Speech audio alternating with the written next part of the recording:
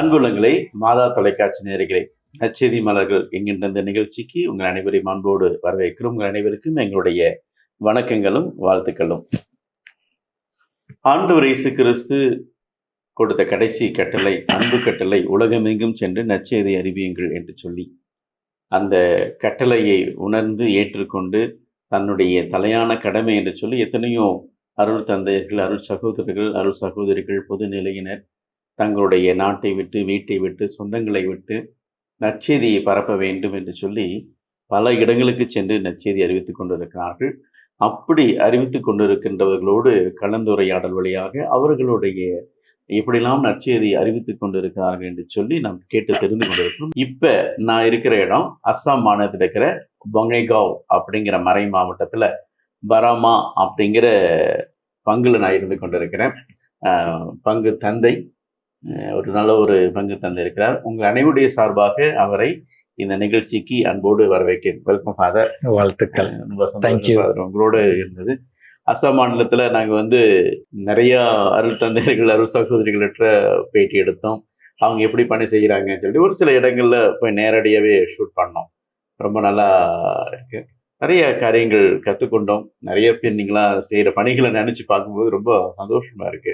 Father, உங்களுடைய பேரு, உங்க ஊரு, அதை பத்தி சொல்லுங்க. என்னோட பேர் ஃபாதர் டேவிட்.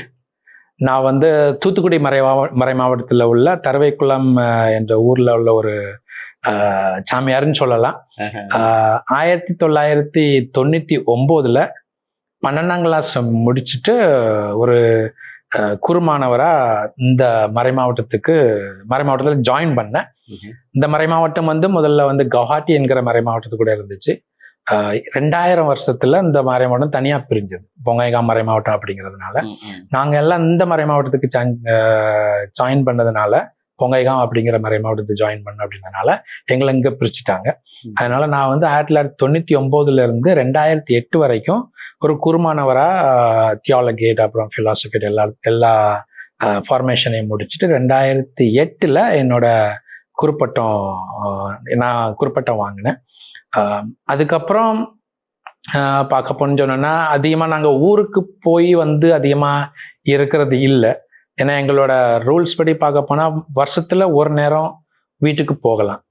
அதனால இப்போ என்னன்னா எங்களுக்கு மண்ணின் மைந்தன் தரவைக்குளம் அப்படிங்கிறத விட அஸ்ஸாமோட மண்ணின் மைந்தனா இப்போ ஆயிட்டோம் அப்படிங்கிற ஒரு விழிப்புணர்வு எங்களுக்குள்ளே இருக்குது. அப்ப ஃபாதர், நீங்க தரவைக்குளம் அப்படின்னு சொல்றதை விட அஸ்ஸாம் மாநிலத்துல மண்ணின் மைந்தர் அப்படி சொல்லுவீங்க இல்லைங்களா? அப்படின்னு சொல்றதுல எங்களுக்கு ஒரு பெருமை.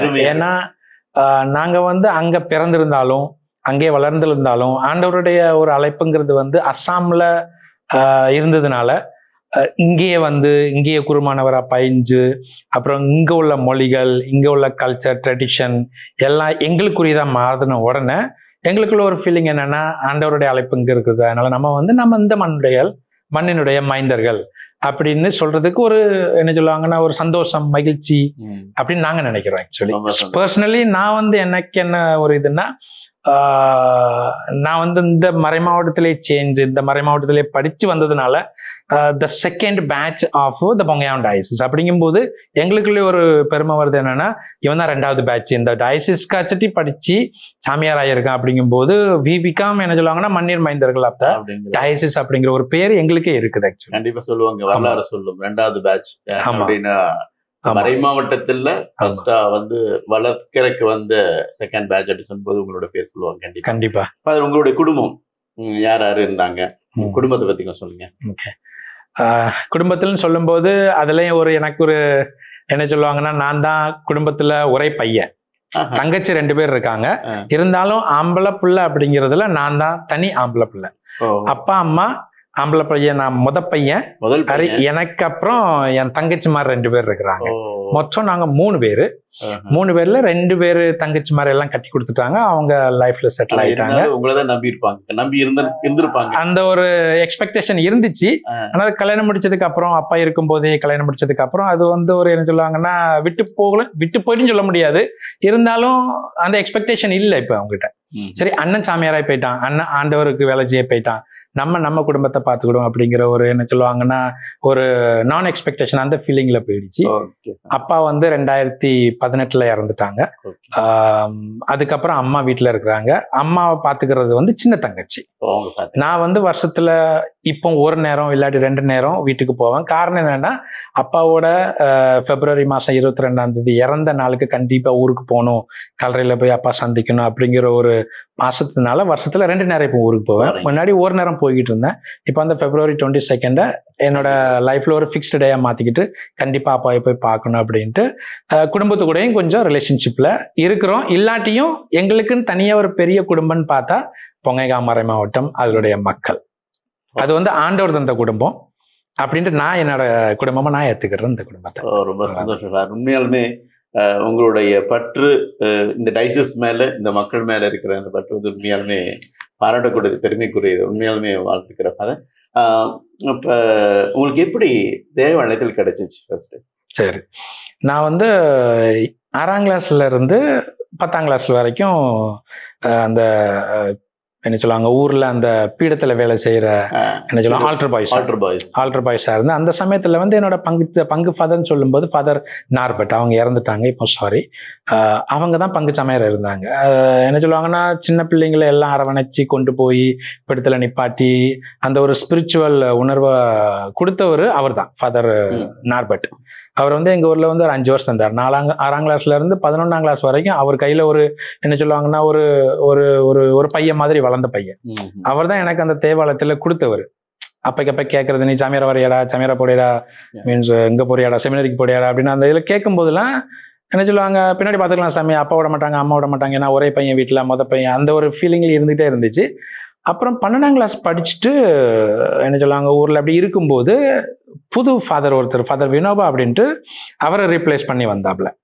அப்ப அந்த ஃபாதர் வினோபாவை பாக்குறதுக்கு இங்க அஸ்ஸாம் மறை மாவட்டத்துல இருந்து நம்ம ஃபாதர் மைக்கேல் இளங்கோ, அவரும் தூத்துக்குடி மறை மாவட்டத்துக்காரர் தான். ஆனா இங்க இந்த மறை மாவட்டத்துக்காச்சும் ஒர்க் பண்ணிட்டு இருந்தவர் அப்படியே லீவுக்கு ஊருக்கு வரும்போது எங்க ஊருக்கு வந்தாரு. காரணம் என்னன்னா அவரோட ஃப்ரெண்ட் வந்து ஃபாதர் வினோபா. அப்படி பேசிக்கிட்டு இருக்கும்போது நானும் அந்த ஆல்டர் பாய்ஸ்ல ஒரு என்ன சொல்ல அந்த சமயத்துல செக்ரட்டரியா இருந்தேன் ஆக்சுவலி. அப்போ வந்து ஒரு கான்டாக்ட் கிடைச்சது ஃபாதர் மைக்கேல் கூட. அப்புறம் வினோபா வந்து சொன்னாங்க, அசாம்ல இருந்து வந்திருக்கா, நீ தான் சொல்லிட்டே இருக்கிய சாமியார் அப்பா பிடிக்கும் பிடிக்கும் பிடிக்கும் அப்படின்ட்டு, உங்க அப்பா விட்டாங்கன்னா போடா அப்படின்ட்டு. அந்த லீவு சமயத்துல ஒரு என்ன சொல்லுவாங்கன்னா ஃபாதர் நார்பட் இருந்து அந்த ஃபீலிங் வந்திருந்தாலும், ஒரு இன்ஸ்பிரேஷன் வந்திருந்தாலும், ஃபாதர் வினோபா வந்து அதை நீ கூட்டிட்டு போடா, இந்த பையன் நல்ல பையன்டா, கூட்டிட்டு போடா அப்படின்னு சொல்லும்போது அது எனக்கு என்ன சொல்லுவாங்கன்னா ஒரு அட்வென்ச்சரஸ் ஃபீலிங் தான் நான் எடுத்து வந்தேன். சரி போய் பாப்போமே அப்படின்ட்டு. ஏன்னா வீட்டுல அப்பா கண்டிப்பா இல்ல, நான் விட மாட்டேன், ஏன்னா ஒரே பையன் அப்படின்னு. அம்மா சொன்னாங்க போனா போயிட்டு போறான், அவனுக்கு விருப்பம் தான் போயிட்டு போறான் அப்படின்ட்டு அம்மா விட்டுட்டாங்க. நான் ஆக்சுவலி இங்க வந்தது என்னன்னா அசாம், சரி எப்படி ஊர் பார்த்துட்டு ஊர் சுத்தி பார்த்துட்டு வருமே அப்படின்ட்டு அந்த ஒரு ஃபீலிங்ல தான் வந்தேன். ஆனா எனக்கே தெரியாது அது ஒரு ஆண்டவருடைய அழைப்பா இருந்தது அப்படின்ட்டு. அது வந்து என்னோட தியாலஜி நான் தொடங்கும் போதுதான் எனக்கே ஒரு ஃபீலிங் வந்தது. நான் சும்மா இடம் பார்க்கத்தான் சுத்தி பார்க்கத்தான் வந்தேன். ஆனா அது வந்து ஒரு ஆண்டவருடைய அழைப்பு அப்படின்ட்டு 12 முடிச்சுட்டு வந்தேன். 12 முடிச்சுட்டு காலேஜ் இங்க வந்தேன். அதுக்கப்புறம் அப்படி ஆமா, இங்க வந்ததுக்கு அப்புறம் ஒரு வருஷம் வந்து என்னோட இங்கிலீஷ் கோச்சிங், ஸ்பிரிச்சுவல் ஃபார்மேஷன் அப்படின்ட்டு அந்த ஒரு வருஷம் போச்சு. ரொம்ப கஷ்டமா இருந்துச்சு, ரொம்ப கஷ்டமா இருந்துச்சு. என்ன சொல்லுவாங்கன்னா இருக்கவா போவா, வீட்டுல இருந்து வேற ப்ரெஷர், ஏன்னா அந்த சமயத்துல போன் இதெல்லாம் கிடையாது, லெட்டர் தான், ரொம்ப கஷ்டமா இருந்துச்சு. ஆனா என்னோட 3rd ஒகேஷன் ப்ரமோட்டர்னு சொல்லும் போது ஃபாதர் மைக்கேல் இளங்கோ, ஏன்னா அவங்க தான் என்ன கூட்டிட்டு வந்தவங்க. அதனால அவங்க கூட போய் வந்து இருந்து ஏதாவது எனக்கு பிரச்சனைனா அவங்க வந்து என்னை பார்த்துக்கிறது, அந்த மாதிரி ஒரு என்ன சொல்லுவாங்க சப்போர்ட் சிஸ்டம் இருந்துச்சு எனக்கு. அதனால வந்து என்னோட 3வது ப்ரமோட்டர் அப்படின்னு சொல்லும்போது ஃபாதர் மைக்கேல் அவங்க நல்லா பார்த்துக்கிட்டாங்க. பார்த்துக்கிட்டது மட்டும் இல்லாம இவனுக்கு வந்து அந்த ஒகேஷன் இருக்குது அப்படின்னு ரியலா கண்டுபிடிச்சவரே அவர் தான். இவன் திரும்பி போகக்கூடாது, இவனை எப்படியாவது சாமியார் ஆக்கிடலாம், இது எதனா 3 மாசத்துல திரும்பி போக வேண்டியவன் இன்னும் அப்படியே என்ன சொல்லுவாங்க கண்டினியூ பண்ணிட்டே இருக்கான், என்னதான் பிரச்சனை இருந்தாலும் கண்டினியூ பண்ணிட்டே இருக்கான் அப்படின்ட்டு அவர் தான் சொன்னாரு, இருமக்கா பாத்துக்கலாம், நம்ம இப்போ நான் பாத்துக்கிறேன், நீ இருக்குமக்கா அப்படின்றது. ஆனா எனக்கு இன்னொரு என்ன சொல்லுவாங்கன்னா ஒரு மோட்டிவேஷன் சொல்ல வந்தது என்னன்னா, நான் வந்து பொங்கைகான்ல இறங்க வேண்டியவன், தனியா அங்க ட்ரெயின்ல இருந்து வர்றேன், அப்பா என்னை வண்டி ஏற்றி விடுறாங்க, போடா பத்திரமா போடா, ஃபர்ஸ்ட் டைம் நீ வெளியே போற, ஆனா வந்து உன் கூட ஒரு கன்னி வருவா, அந்த வார்த்தை எனக்கு இன்னும் ஞாபகம் இருக்கு, உன் கூட ஒரு கன்னி வருவா, அவ உன்னை பாத்துக்கிடுவா அப்படின்ட்டு. அந்த கண்ணின்னு சொன்னது எனக்கு வந்து அதுல வந்து 2 விஷயம் தெரியும். ஒண்ணு அம்மா அப்பா ஜோமால சொல்லுவாங்க, அதனால மாதாவை நான் எடுத்துக்கிட்டேன். அதை விட ஒண்ணு, இது வந்து ஒரு பர்சனல்னு சொல்லிக்கலாம். அப்பா வந்து அவங்களோட தங்கச்சி ரொம்ப என்ன சொல்லுவாங்க ஒரு பாசத்தோட அவங்கள நினைவூட்டிட்டே இருப்பாங்க. அவங்களுக்கு என்னன்னா அவங்க தங்கச்சி இறந்து போயிட்டாங்க, அவங்க வந்து கூட இருக்கிறாங்க அப்படிங்கிற ஒரு பிலீஃப் சிஸ்டம் எங்க அப்பாவுக்கு. நம்புறாங்க என் தங்கச்சி என் கூட இருக்கா அப்படின்ட்டு. அவங்களையும் நினைச்சுக்கிட்டு மாதாவையும் நினைச்சுக்கிடா, உங்க அத்தையும் நினைச்சிக்க மாதாவையும் நினைச்சிக்க, போ கண்ணி உன் கூட வருவா அப்படின்னு அனுப்பிட்டாங்க. நான் இங்க வந்து இறங்க வேண்டியவன் பொங்கையான்ல. ஆனா நான் இறங்குனது குவாஹாட்டில நைட்ல 10 ரூபாய்க்கு. என்னன்னு தெரியாது, மொழி தெரியாது, தாண்டி போயிட்டேன். ஏன்னா ஃபோன் கிடையாது, ஒன்றும் கிடையாது. இறங்க வேண்டிய இடம் புதுசுது, எல்லாம் அசாமீஸ்ல பேசுறாங்க, ஹிந்தியில பேசுறாங்க, நமக்கு தமிழ் மட்டும் தான் தெரியும். அங்க போய் இறங்கிட்டேன். அங்க போய் இறங்குனதுக்கு அப்புறம் எங்க அப்பா சொன்னது அப்படியே ஒரு பளிச்ச மாதிரி இருந்துச்சு. அப்பதான் எனக்கு அந்த உணர்வே வந்துச்சு. எப்படி பளிச்சிச்சு அப்படின்னா, இறங்கிட்டேன் 10 ரூபாய்க்கு, யாருமே இல்ல நைட்டுங்களா. ஆமா, ஹெல்ப் பண்றது நைட்ல யாருமே இல்ல ஹெல்ப் பண்றதுக்கு. நான் அப்படியே உட்காந்துருக்கேன் பெட்டி வச்சுக்கிட்டு, பழைய பெட்டி ஒண்ணு வச்சுட்டு உட்காந்துருக்கிறேன். அப்படி உட்காந்துட்டு இருக்கும்போது ஒரு ஆள்கிட்ட ஹெல்ப் கேட்கறேன். செமினேரி, எனக்கு அது மட்டும் தெரியும் இங்கிலீஷ்ல ஓடி, அந்த செமினேரி அப்படிங்கிறவரும் தெரியும். செமினேரிக்கு போகணும் அப்படின்ட்டு கண்டுக்கிடாம இனி போலீஸ்ட கூட்டிட்டு போறான். எனக்கு அங்க போலீஸ் நிற்கும் போது எனக்கு பயம், அவன் போலீஸ்ல என்ன கூப்பிட்டு போறான் அப்படின்ட்டு நான் என்ன பண்ணேன், பெட்டிக்கு திரும்பி ஓடிட்டேன். அவன் கண்டுக்கிடல, போயிட்டான். அப்புறம் வந்து போலீஸ் வந்து என்னை வந்து கேட்கறான். அவன் என்ன கேட்டான்னு எனக்கே தெரியாது இன்ன வரைக்கும். எனக்கு புரிஞ்சு போச்சு எதை கேட்கறான். நான் சொன்ன செமினேரி அப்படின்னு திருப்பி சொன்னேன். பார்த்துட்டு போயிட்டான்.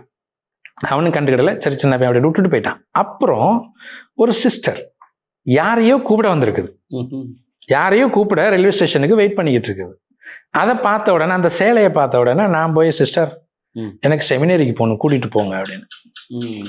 அது யாரை கூப்பிட வந்துச்சு, எதுக்கு அங்கே வந்துச்சுன்னு எனக்கு இன்ன வரைக்கும் தெரியாது. அது என்னைய ஒரு ஆட்டோவில் வச்சு அங்கே பக்கத்தில் இருக்கிற டொன்போஸ்கோ சலேசியன்ஸ் செமினரியில் என்னைய கொண்டு விட்டுட்டு அது போயிடுச்சு. ஆனால் எதுக்கு வந்தாங்க யாரு ஏன் ஒன்றுமே தெரியாது. வரும்போதுமே என்ன பேசுனாங்கன்னு எனக்குன்னு ஞாபகம் இல்லை.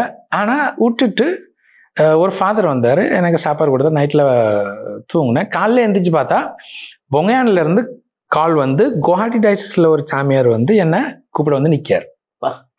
எனக்கு அது வந்து உனக்கு மீன்ஸ் எங்க அப்பா அனுப்பிவிட்டாலுமே நானே வந்தாலுமே நீ உனக்கு இங்க தாண்டா அழைப்பு இருக்கு அப்படின்னு காமிச்சதுதான் அந்த ஒரு ஃபர்ஸ்ட் இன்சிடென்ட்.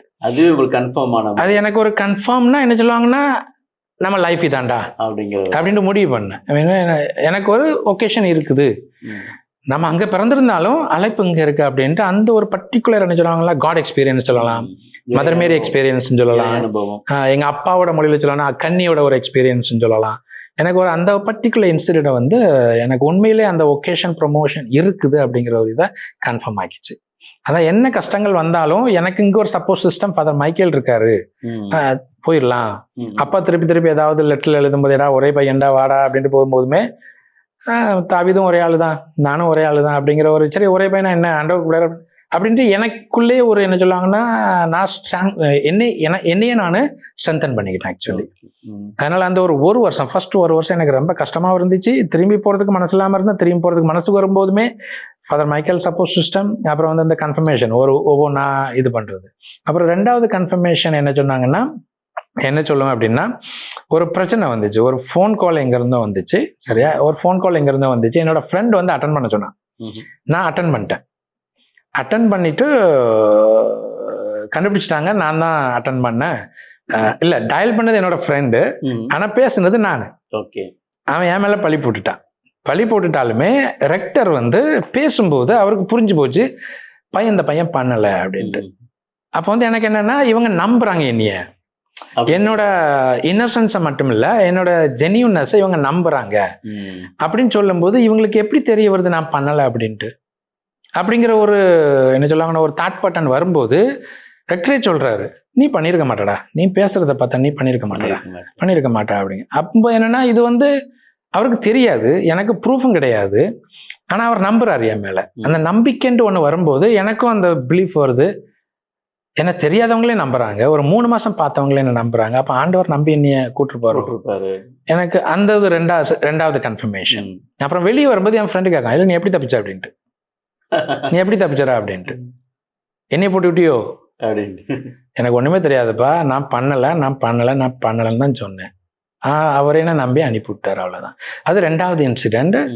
செமினார்ல நீ இருடா அப்படின்ட்டு. அதான் என்னுடைய ஃபர்ஸ்ட் இயர் எக்ஸ்பீரியன்ஸ். அப்புறம் வந்து என்னோட இங்கிலீஷ் லாங்குவேஜ் கொஞ்சம் இம்ப்ரூவ் ஆச்சு. அப்புறம் வந்து ஸ்பிரிச்சுவாலிட்டி கொஞ்சம் நல்லா இருந்துச்சுன்னு நினைக்கிறேன். அப்படியே ஃபிலாசபிக்கு ப்ரொமோட் பண்ணாங்க, அவ்வளோதான். அப்படியே தியாலஜி ஆமாம், ஃபிலாசபி முடிச்சுட்டு அதுக்கப்புறம் ஃபிலாசபி முடிச்சுட்டு 2 வருஷம் என்ன சொல்லுவாங்கன்னா ப்ராக்டிக்கல் எக்ஸ்பீரியன்ஸ். வருஷம் ஷொராய்வில்னு ஒரு பங்கு, அந்த பங்கில் வந்து 1 வருஷம் நான் ரீஜென்சி பண்ணேன். அந்த பங்கில் உள்ள பங்கு சாமியார் வந்து நம்ம ஃபாதர் செல்வராஜ் இருந்தார், தமிழ் சாமியார் தான். அவர் வந்து அங்கே ஒரு 1.5 வருஷம் இருந்திருப்பார். அவர் கூட நான் 1 வருஷம் ரீஜென்சி பண்ணேன். அப்புறம் 2வது வருஷம் ரீஜென்சி வந்து செமினரியில் பிரதராக இருந்தேன். அந்த ஸ்மால் என்ன சொல்லுவாங்கன்னா பிரதர்ஸ் மைனர் செமினரியில் பிரதராக 1 வருஷம் இருந்தேன். அப்புறம் அந்த 2 வருஷம் ரீஜென்சி நல்லா சக்ஸஸ்ஃபுல்லாக போன உடனே என்ன தியாலஜிக்கு ப்ரொமோட் பண்ணாங்க. 4 வருஷம் அங்கே தியாலஜி முடிச்சுட்டு அப்புறம் வந்து மறுபடியும் டைக்னைட்டுக்கு பல்லாங்குடி அப்படிங்கிற ஒரு போடோ பங்கில் என்னை முதல் தடவை போட்டாங்க. அப்போதான் எனக்கு லைஃபே தெரிய வருது. இது வரைக்கும் இருந்தது என்ன சொல்லுவாங்க ஒரு கம்ஃபர்டபுள் செட்டப், செக்யூர்டு லைஃப். ஆமாம், செக்யூர்டு லைஃப். இங்கிலீஷை வச்சு நீ மேனேஜ் பண்ணிக்கலாம். ரீஜென்சியுமே செமினரியில் இங்கிலீஷ். அந்த பங்குக்கு போகும்போது நான் ஸ்கூலில் தான் மெயினாக வேலை, டீச்சிங் எக்ஸ்பீரியன்ஸ். அதனால இங்கிலீஷை வச்சு மேனேஜ் பண்ணுறேன். இந்த டைக்னைட்டுன்னு வரும்போது நீ வந்து என்ன சொல்லுவாங்கன்னா பிரசங்கம் கொடுக்கணும், preach the word of God. அப்போ தான் வந்து உன்னோட கம்யூனிகேஷன் வந்து மக்கள் கூட வருது. அப்போ ஒரு கொஸ்டின் மார்க் எனக்கு, occasion again occasion question mark. சரி, நீ வந்துட்ட, இவ்வளவு நாள் ஃபார்ம் ஆகிட்ட, 8-9 வருஷம் உன்னோட ஃபார்மேஷன் முடிஞ்சிட்டு, இப்போ அந்த ப்ராக்டிகாலிட்டி எங்கே? Preaching of the word of காட்னு வரும்போது கம்யூனிகேஷன் கேப் வருது. ஏன்னா போடோ மொழியில் பேசணும், ஹிந்தி மொழியில் பேசணும், அசாமீஸ் மொழியில் பேசணும். அந்த 6 மாதம் வாசம் என்ன சொல்லுவாங்கன்னா ஒரு டெஸ்ட் ஆஃப் லைஃப் அப்படின்ட்டு. ஏன்னா தமிழ்லன்னா நம்ம இப்படி சரளமாக பேசலாம், கொலைக்கெல்லாம் பேசலாம். ஆனால் இது வந்து ஒரு புது லாங்குவேஜ், ஒரு ஓப்பன்னஸ், ஒரு கான்டாக்ட் இருந்தாலுமே அந்த பேசக்கூடிய தைரியம் கிடையாது. அண்டர்ஸ்டாண்ட் பண்ணிக்கிட்டாலும் பேசக்கூடிய தைரியம் கிடையாது. எழுதி வாசிக்க ஆரம்பித்தேன் பிரசங்கத்தை எழுதி எழுதி எழுதி, அதுவும் ஹிந்திய தமிழ் வார்த்தைகளால் எழுதி, போடோ மொழியை தமிழ் வார்த்தைகளால் எழுதி, அசாமீஸை தமிழ் வார்த்தைகளால் எழுதி, டைக்னைட் 6 மாதம் எப்படியோ ஓட்டுனேன். ஐவுட்ஸு எப்படியோ கடந்து போனேன். இருந்தாலும் பிஷப்புக்கு என்னன்னா ஒரு நம்பிக்கை, மறுபடியும் எப்படியாவது இவன் பண்ணிடுவான் அப்படிங்கிற ஒரு நம்பிக்கை. அவர் வந்து என்ன சொல்லுவாங்க ஆர்டினேஷனுக்கு ப்ரொமோஷன் பண்ணார். அப்புறம் ஆர்டினேஷன் வந்து எங்கள் ஊரில் சவரியார்புரத்தில், மீன்ஸ் அப்போ வந்து அம்மா அப்பாவும் எங்கள் சொந்த ஒரு தரவுக்குளத்துலேருந்து சவரியார்புரத்துக்கு கொஞ்சம் என்ன சொல்லுவாங்கன்னா டிரான்ஸ்ஃபர் என்ன சொல்லுவாங்க, வீடு புது வீடு வாங்கி அங்கேயே கேட்டாங்க. ஆக்சுவலி அங்கே போயிட்டாங்க. அதனால குறிப்பிட்டம் வந்து சவரியார்புரத்தில் கொடுத்தாங்க ஆக்சுவலி. அப்புறம் வந்து பூசை வந்து சொந்த ஊர் தரவுக்குளத்தில் கொடுத்தேன். குறிப்பிட்டம் கொடுக்கறதுக்கு எங்க ஆண்டவரே வந்தார், எங்க பொங்கையான் மறை மாவட்டத்தில் ஆண்டவரே சவரியாரத்துக்கு வந்து அங்க எனக்கு குறிப்பிட்டம் கொடுத்தாரு. இங்கிலீஷ் மாஸ்ல தமிழ் மாசு அவர் ஆரம்பிச்சு வச்சாரு. அதுக்கப்புறம் இந்த எல்லா ப்ரேயர்ஸ் எல்லாம் பூசா ப்ரேயர்ஸ் எல்லாம் நம்ம ஃபாதர் ஜோசப் சேவியர் அப்படிங்கிற ஒரு ஃபாதர் எல்லாம் பண்ணாங்க. அப்புறம் ஆர்டினேஷன் வந்து இங்கிலீஷ்ல இருந்துச்சு. அப்புறம் ஃபைனல் பிளஸிங்கும் இங்கிலீஷ்ல வச்சு அப்படியே முடிச்சிட்டாங்க. அதனால ஆர்டினேஷன் நல்லா கிராண்டா இருந்துச்சு. அந்த டைம்ல அம்மா அப்பாவுடைய 2 தங்கச்சிகள் அவங்கள எப்படி பார்த்தாங்க? அப்பா வந்து ஒரு கட்டத்துல என்ன சொல்லுவாங்கன்னா கோயிலுக்கு போக ஆரம்பிச்சாங்க. ஏன்னா அவங்க வந்து எங்க அப்பா வந்து மீன் பிடிக்கிறவங்க. வழக்கமா கோயிலுக்கு போறது டைமும் இருக்காது அதிகமா. என்ன சொல்லுவாங்க, கோயிலுக்கு போனாலும் அப்படியே என்ன சொல்லுவாங்கன்னா அப்புறம் அந்த இந்த ஸ்பிரிச்சுவாலிட்டி கிடையாது. ஏன்னா நான் அதுக்கப்புறம் செமினாரிக்கு வந்ததுக்கு அப்புறமும் ஒரு வெறுப்பாயிடுச்சு, ஒரே பையன் போயிட்டானே அப்படிங்கிற ஒரு வெறுப்பு ஆயிடுச்சு. ஆனா நான் தியாலஜிக்கு போனதுக்கு அப்புறம் என்னோட எழுத்துமானங்கள் எல்லாம் அவரெல்லாம் படிச்சு அவங்களுக்குள்ளே ஒரு மாற்றம், அப்பாவுக்குள்ளே ஒரு மாற்றம். சீரட் குடிக்கிறது நிப்பாட்டிட்டாங்க. என் பையன் சாமியாரா போறான் அப்படின்ட்டு சீரட் குடிக்கிறது அப்படி நிப்பாட்டினாங்க. அம்மாவுக்கு ஒரு மகிழ்ச்சி என்னன்னா, இவன் என்னோட ஜபத்தினாலதான் என் பையன் இவ்வளவு தூரத்துக்கு வந்திருக்கான், மாதா இவங்க கூட இருக்காங்க. அது மட்டும் இல்ல, அப்பாவுமே அக்செப்ட் பண்றாரு சாமியார் ஆறத. அப்பா பிறனது புகைப்பிடிக்கிறது நிப்பாட்டுறாங்க, கோயிலுக்கு போக ஆரம்பிச்சிட்டாங்க அப்படிங்கிற ஒரு என்ன சொல்லுவாங்க மாற்றங்கள்லாம் ஆரம்பிச்சது. அப்புறம் வந்து எங்க அம்மாவோட அப்பாவை அழுதத முகத்தோட பார்த்தேன். நான் வந்து அந்த ட்ரெஸ் எல்லாம் போட்டுட்டு இல்லைங்களா, என்னது அப்பாவோட இல்ல அப்பா தான், அப்பா அழுதாங்க. நான் அந்த ட்ரெஸ் போட்டுட்டு அந்த பீடத்துக்கு போகும்போது அப்பா அழுறாங்க. எதுக்கு அழுதாங்க, ஏன் அழுதாங்கன்னு எனக்கு தெரியல. ஆனா எனக்குள்ள என்னன்னா அவங்களுக்கு ஒரு என்ன சொல்லுவாங்கன்னா ஒரு மகிழ்ச்சி பூரிப்பு அப்படின்ட்டு சொல்லுவாங்க. இந்த பையன் எப்படி சாமியார் ஆயிடுவான், நம்ம பேசுறதுக்கு திரும்பி வந்துடணும், இல்லை அவன் ஸ்ட்ராங்காக நின்றுட்டானே அப்படிங்கிற ஒரு பூரிப்பா, இல்லை அவங்களுக்கே ஒரு என்ன சொல்லுவாங்கன்னா ஏன் பையன் சாமியார் அப்படிங்கிற சொல்றதுல ஒரு பிரமிப்பான்னு தெரியல. ஆனால் அழுதாங்க. எனக்கு வந்து அது வந்து ஒரு என்னோட லைஃப்ல ஒரு சக்சஸ் மாதிரி தெரிஞ்சிச்சு. மீன்ஸ் அவங்க நினைச்சதை நான் என்ன சொல்லுவாங்க அக்கம்ப்ளிஷ் பண்ணிட்டணும் அப்படின்ட்டு ஒரு இது. அம்மாவும் அப்பாவும் ரொம்ப மகிழ்ச்சியா இருந்தாங்க. ஒரே பையனை சாமியாருக்கு விட்டுட்டாங்களே அப்படின்ட்டு ஊர் பேசும்போது அவங்களுக்கு ஒரு மகிழ்ச்சி அவங்களுக்கு. அது திருப்பி திருப்பி சொல்லிட்டே இருப்பாங்க. அப்பா நிறைய பேர் சொன்னாங்கடா ஒரே பையனை என் சாமியார் கொடுது அப்படின்ட்டு. அவன் போயிட்டு போறான், நமக்கு என்ன, என் குடும்பத்தை நான் பார்த்துக்கிடுது அப்படின்னு சொல்லிட்டே வந்தான்டா. ஆனா ஆர்டினேஷன் முடிஞ்சு அவங்க அழும்போது எனக்கு அது ஒரு என்ன சொல்லுவாங்கன்னா ஒரு இன்ஸ்பிரேஷனாக இருந்துச்சு. அட் த சேம் டைம் அப்பா அக்செப்ட் பண்ணிட்டாங்க அப்படிங்கிற ஒரு மகிழ்ச்சியாக இருந்துச்சு ஆக்சுவலி.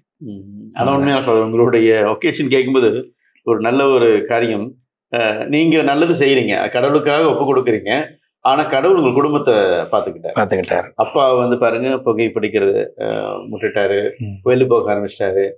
அம்மா ஒரு சந்தோஷம், மகிழ்ச்சி, அந்த ஒரு பெருமை எல்லாம் வந்துச்சு. கடவுளுக்காக தன்னுடைய மகனை ஒப்பு கொடுக்குறாங்க. அங்க குடும்பத்துக்கு கடவுள் ஒரு பெரிய ஆசீர்வாதத்தை கொடுக்குறாரு. கண்டிப்பா உங்களுடைய அந்த தெய்வ அழைத்துல இருந்து கண்டிப்பா கத்துக்கணும். மக்களுக்கும் அதுதான் உண்மையாலுமே ரொம்ப சந்தோஷமா இருக்கு ஃபாதர். சரி, இப்ப நீங்க ஃபாதர் ஆன பிறகு மறுபடியும் இங்க வந்துட்டீங்க இல்லைங்களா?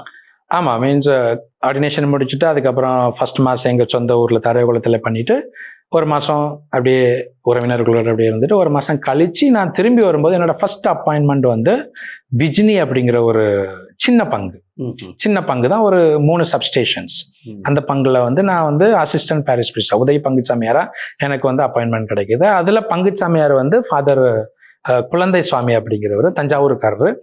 என்ன சொல்லுவாங்கன்னா பயனியரிங் மிஷினரின்னு சொல்லுவாங்க. நிறைய பங்குகள்லாம் உருவாக்கி இருக்கிறாரு. அதுக்கப்புறம் அருணாச்சல் பிரதேசத்துல இப்போ கிறிஸ்தவங்கள் இருக்கிறாங்க அப்படின்னா காரணம் வந்து இவர் தான் முதல்ல மலைக்குள்ள போய் அந்த மக்களோட உறவாடி அவங்கள கிறிஸ்தவங்களை ஆக்குனவங்க. அதனால is the first missionary of Arunachal Pradesh. அவர் கூட இருக்கிறதுக்கு எனக்கு ஒரு பாக்கியம் கிடைச்சிச்சு. அவரோட இருக்கும்போது ஒரு மாசம் 2 மாசம் எனக்கு ஒன்றும் தெரியல. என்ன சொல்லுவாங்கன்னா ஸ்கூலில் வேலை பார்க்க சொன்னார், வேலை பார்த்தேன். அப்புறம் வந்து ஹாஸ்டலில் பார்க்க சொன்னாங்க, பார்த்துக்கிட்டேன். ஆனால் ஞாயிற்றுக்கிழமை பூசன்னு வரும்போது அது ஒரு போடோ மொழியில் பூசை வைக்க வேண்டியது. அவரே பூசை வச்சுக்கிடுவார். நான் தனியாக என்ன சொல்லுவாங்கன்னா கான்செலப்ரேட் பண்ணிவிட்டு நான் பக்கத்தில் நிற்பேன். 2 மாதம் வரைக்கும் ஓகே. திடீர்னு ஒரு நாள் பங்குச்சாமியார் சொல்கிறாரு, நான் நாளைக்கு இல்லை, அதனால நீ பூசை வை அப்படின்ட்டு. நானும் ஓகே பூசை வைக்கிறதுனால டைக்னேட்டில் இருக்கும்போது நான் எழுதி வாசித்தரலாம் அப்படின்ட்டு பூசை போகிற மொழியில் அப்படியே வாசித்துட்டேன். ஏன்னா ஸ்கிரிப்ட் வந்து ரோமன் ஸ்கிரிப்ட், இங்கிலீஷ் ஸ்கிரிப்ட் அப்படிங்கிறதுனால ஈஸியாக வாசித்துட்டேன். ஆனால் அதனுடைய பிழைகள் என்ன அதெல்லாம் அந்த சமயத்தில் தெரியாது.